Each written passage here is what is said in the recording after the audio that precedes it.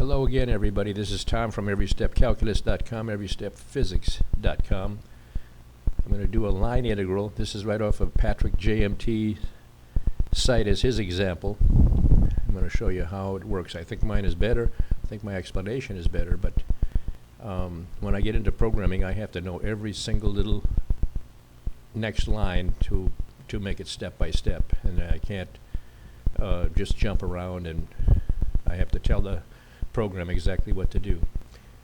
So I study it and get into these problems, but for you, and you can take advantage of that. Index 8 to get to my menu. Scroll to line integrals, which I've already done. Scroll to line segments because the problem says it's a straight line segment. And it has two vertices, and the problem is getting dx, dy, dz.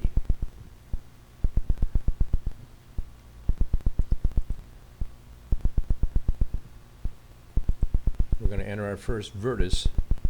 You have to press alpha before you enter anything in these entry lines here. So it's alpha 0 for x, initial point, alpha 0 for the y, initial point, alpha 0 for the z, initial point. Then the second vertex is given as alpha 1, alpha 2, and alpha minus 1. I always show you what you've entered. You can change it if you want. I say it's okay. And we're going to figure out the parameters for this problem. I'm going to parameterize it with a t.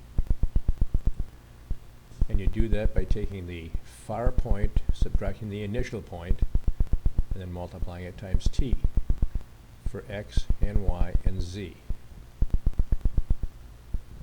We come up with these answers, t, 2t minus t, because of the simple first vertex. Now we solve for the equation because we need to put this into the substitute it in for x, y, and z in the function. So we need to get that. Well, it happens that this is 0 for the initial point for x, so it turns out to be the same thing as what we found before. But if it wasn't, which is always what I'm talking about, professors use those kind of things, and you never know how they got their answers. And here they are, step by step. Here's z, turns out to be minus t. Now we take the derivative of this equation here, which is, of course, minus 1 for z, but we'll do that for you. Here's the dx, dy, dz, which is the derivatives, 1, 2, and minus 1. And we're going to get our upper and lower points. They give it to you here, but I want to show you how they get that.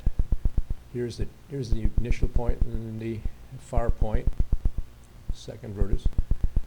Well, you solve for t. You put the initial x value in the equation and then solve for t, which turns out to be 0. 0 for all these, but you're actually putting, here's the initial point 0, 0, 0.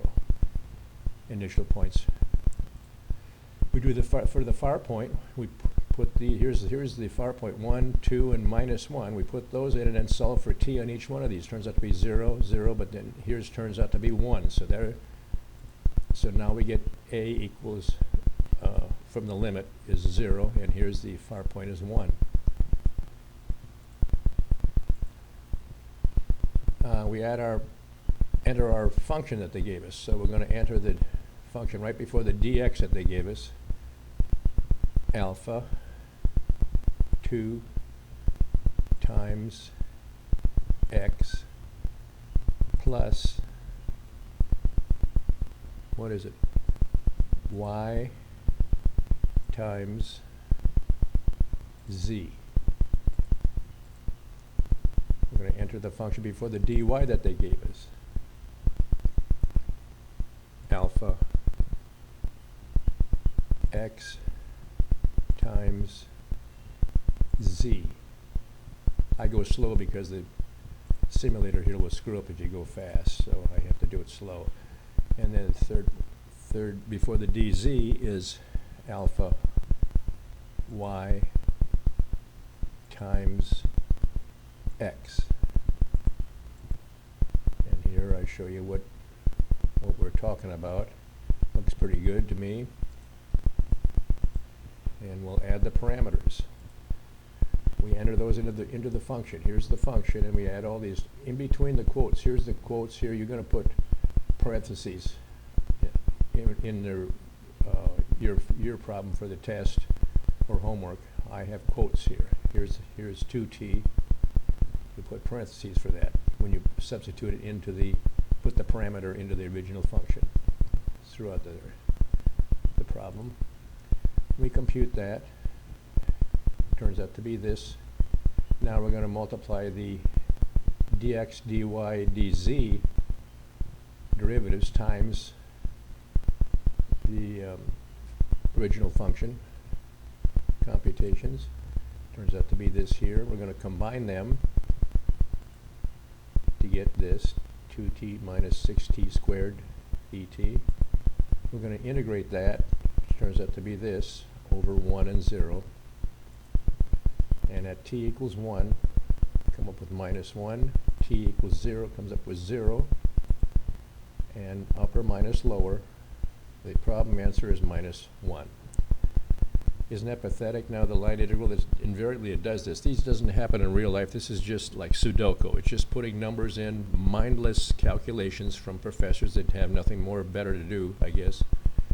And that's what I have against calculus, is that all of it is like this. It's nonsense. It's minus 1. What does that represent, minus 1? The area under the curve? And so what? Are you going to use something like that for electrons or something in medicine or something? You know, it's ridiculous. But we have to pass our tests, and we have to do our homework.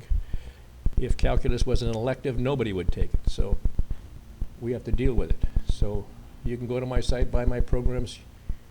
You'll never ever spend any more better money than that for your calculus. Throw away your calculus book, but never throw away your titanium with my programs in it.